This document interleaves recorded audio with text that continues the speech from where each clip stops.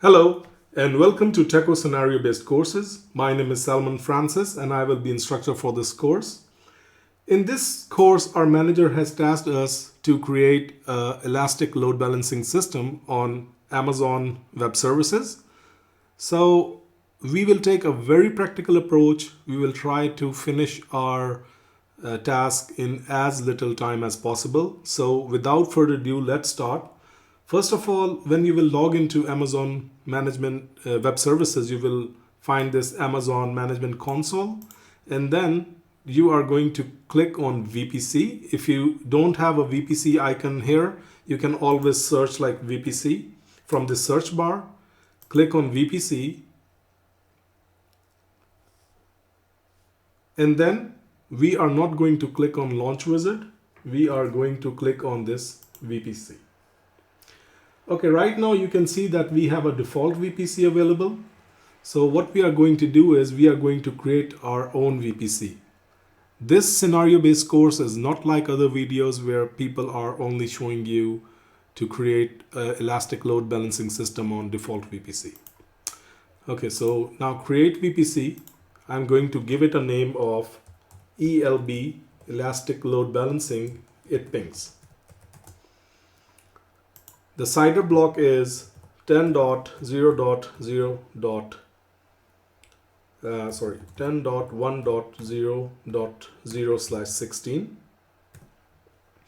and the tenancy is default. Click on create. So we have created our VPC successfully. Now the next part is to create the subnets. Okay, and now the thing is we need to create subnets in two different zones. So let's create our first subnet, and we will call it ELB-subnet-1. VPC, we will select our ELB, it pings VPC, which we just created. The availability zone is going to be US2 AZ1 or US East 2A. And the CIDR block, what I'm going to use is 10.1.1.0/24. So this is going to be our first subnet in this VPC.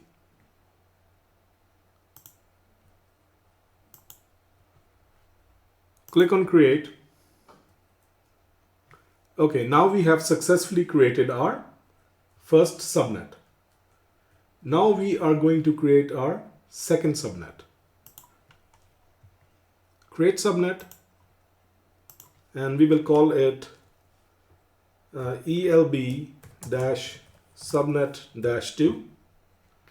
VPC, we are going to select the same VPC, ELB, it pings. And this time we are going to use US East 2B. And the CIDR block I'm going to use is 10.1.2.0/24. Click on create. And now we can see that we have our two subnets in our two different availability zones, 2A and 2B. Okay, third thing, what I'm going to do is create the internet gateway. So right now we have a default internet gateway, and we are going to create our very own, and we will call it ELB GW. Click on create. Okay, now we need to attach our newly created internet gateway with the VPC, and we will select our it pings ELB VPC. Click on attach, and now it's attached. Now fourth thing we are going to do is set up the route tables. Create route table, and we will call it ELB-RT. And the VPC which will be using is ELB, it pings. Click create. Okay, now we will select this route table, and we need to associate our subnets. And we can see that at the moment we have these subnets. Click on Edit Subnet Association. Select both of these subnets and click Save. And now you can see we have our subnet association.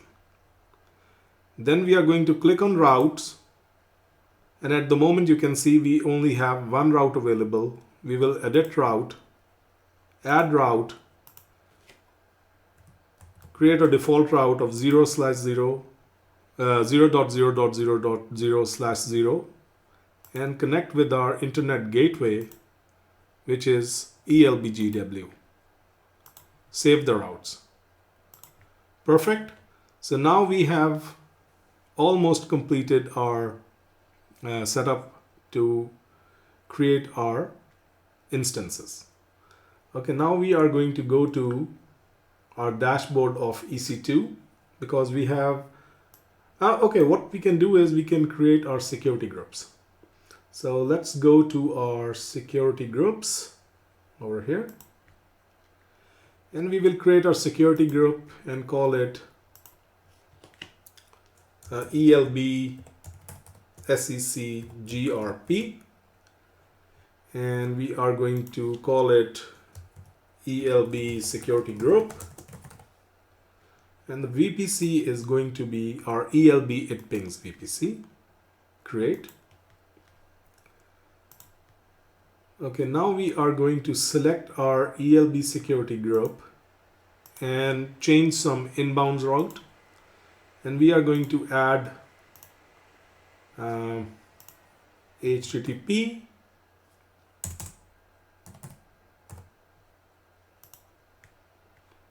from anywhere, HTTPS,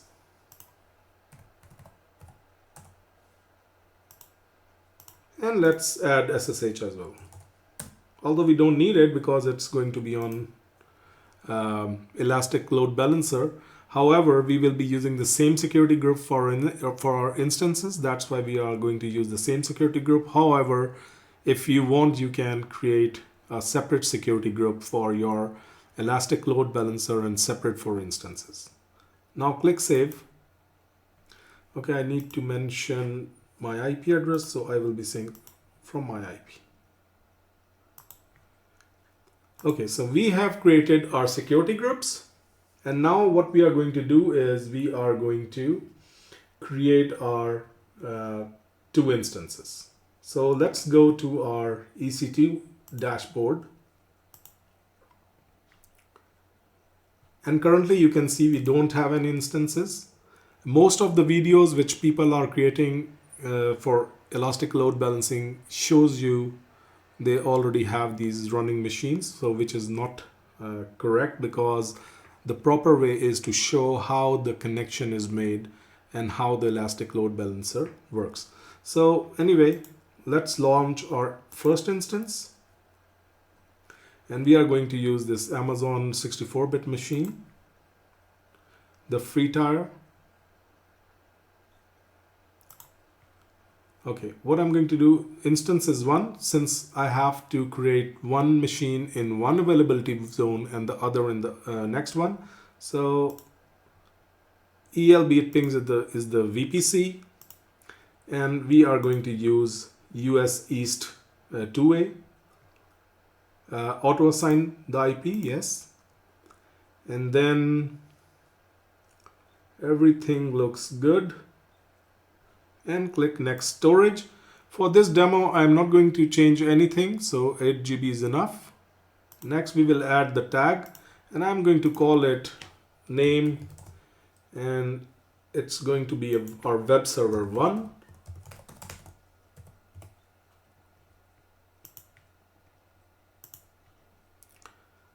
Security group, which we already created, we will use that. And now review and launch. Okay, everything looks good. Launch. Okay, I am going to create a new key pair, and I'm going to call it ELB-it-pings. 8 .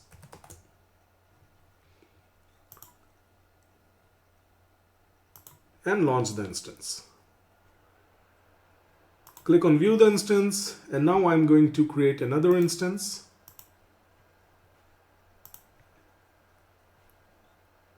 Same fit here. Next,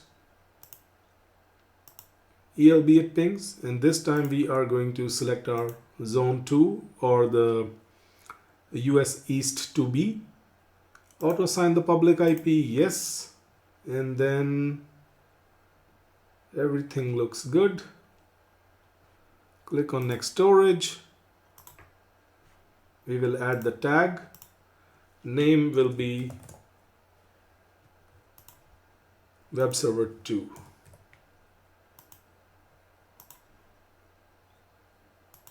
Security group is the same, which we created. Everything looks good, and we will click on launch. We will use the same key pair which we created earlier. So the instance will start soon, shortly. So let's wait.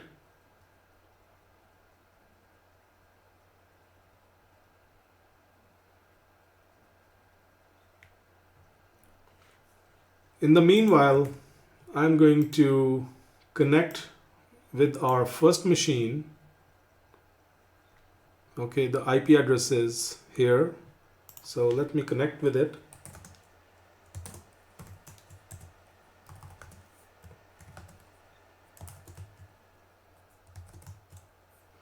Okay, first thing we need to change our permissions for the key.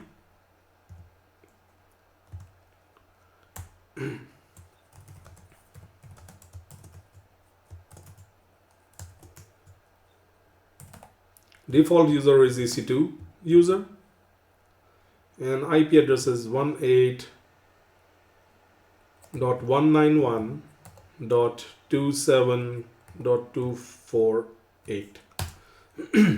Excuse me.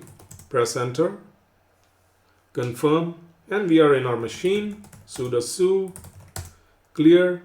What we are going to do is we will be updating it first.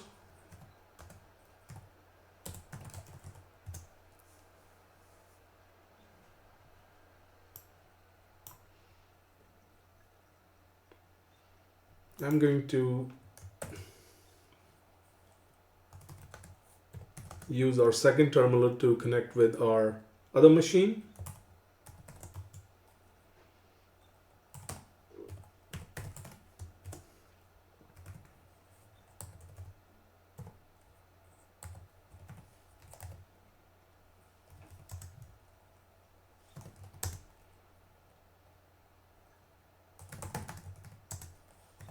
And update the machine as well.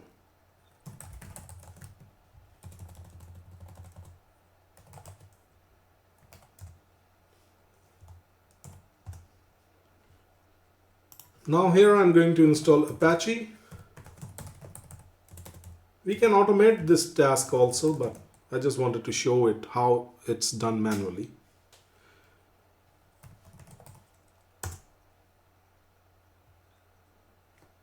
And then we are going to create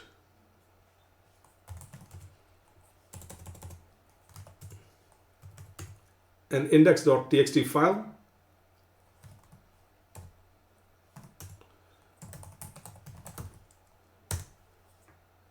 I'm just going to create a very simple web page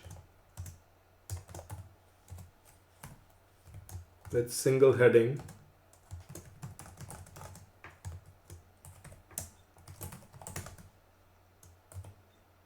This is a web server 1.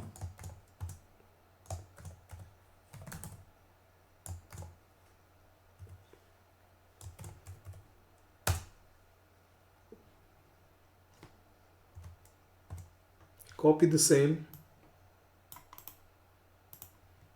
Go to other machine.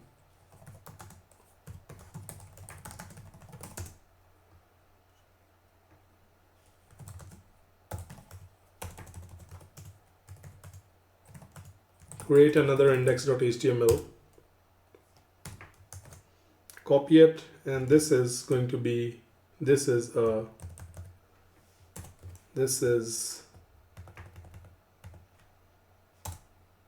web server 2. Save and quit. Systemctl enable HTTPD, and we will do same here.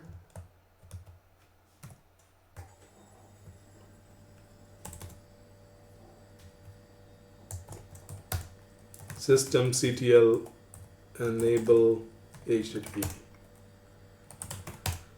So if we copy this IP address from here and go to our new tab, and we can see that it's not working right now, but let's wait for some time. Oh, we have not started it actually. That's our problem. So systemctl restart HTTPD. Systemctl restart HTTPD. Okay. Okay, so this is web server 1, and let's copy this IP from 2B, and it should give us like this is web server 2. Okay, so now our web servers and machines are working. So now what we need to do is we need to create our load balancer. So in order to do that, we need to go to our load balancer section over here. Click on load balancer. Then we are going to create the load balancer. We are going to select application load balancer since we are load balancing HTTP. So the difference is like this HTTP load balancer is newer load balancer. The classic load balancer is almost depleting, almost going away. And the difference between network load balancer and application load balancer is that network load balancer is used for very high load traffic, and HTTP balancer is used for average traffic. And it has the property, this load balancer can look into the application, whereas in classic load balancer, which was a simple load balancer, was used to work on TCP layer, whereas our HTTP or this application load balancer works on layer 7.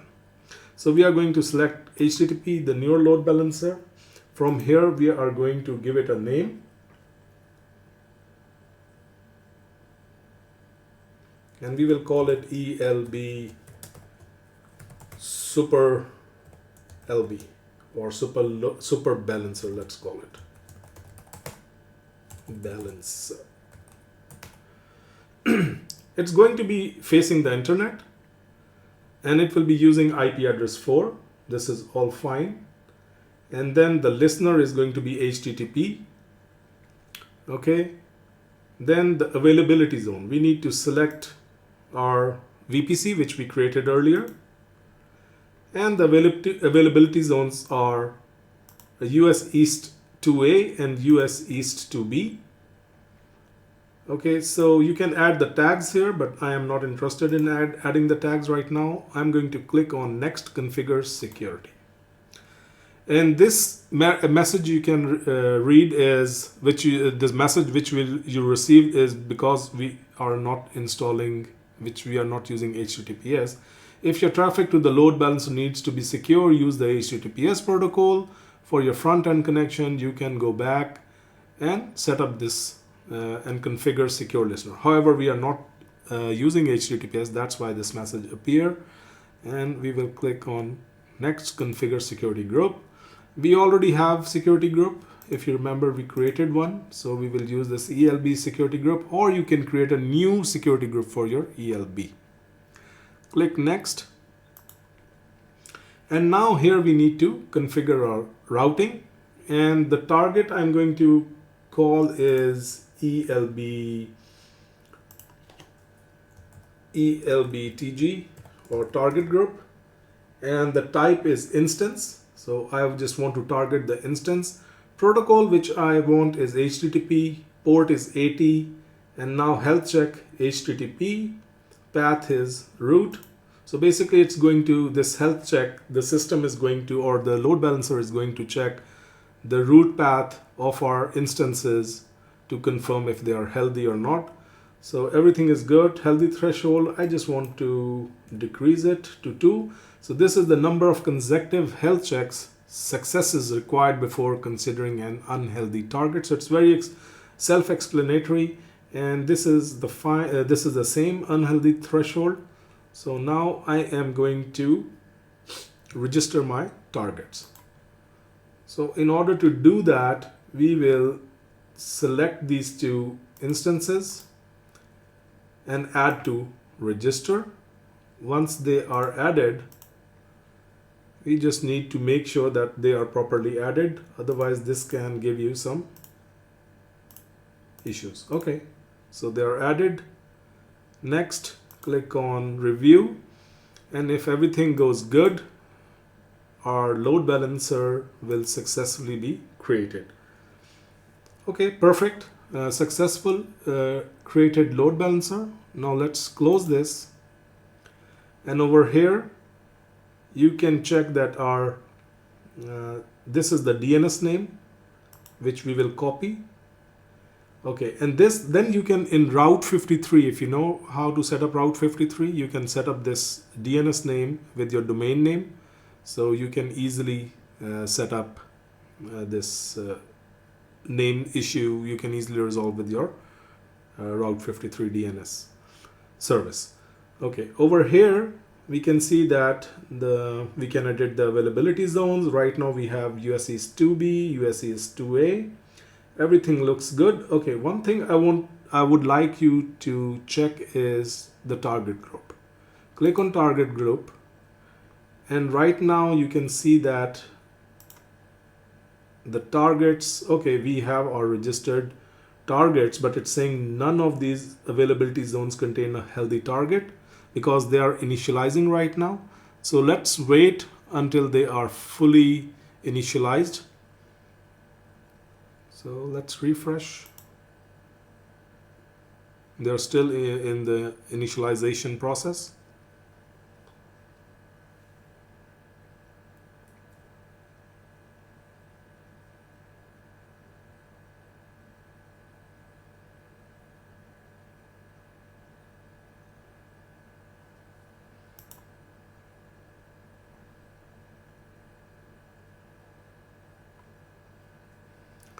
And we can see that target registration is in process. And if we click on this or go to this DNS name, okay, good. This is web server 2 and 1. Perfect. Our load balancer is working fine. You can see that it's basically this load balancer, how it's working. It's sending half of the traffic to web server 1 and half of the traffic to web server 2, kind of a round robin fashion. So if this is working, you can create any web services or any services in this manner. So I hope you have a better understanding now how to set up load balancer in Amazon Web Services. And you can see here now the status is healthy. So perfect. Our load balancer is working fine. Thank you very much for purchasing the course. And thank you very much for watching. And I hope you like my videos. And in our next video, hopefully, we will set up our mail server on Amazon Web Services. And I hope you will find it useful. Thank you and goodbye.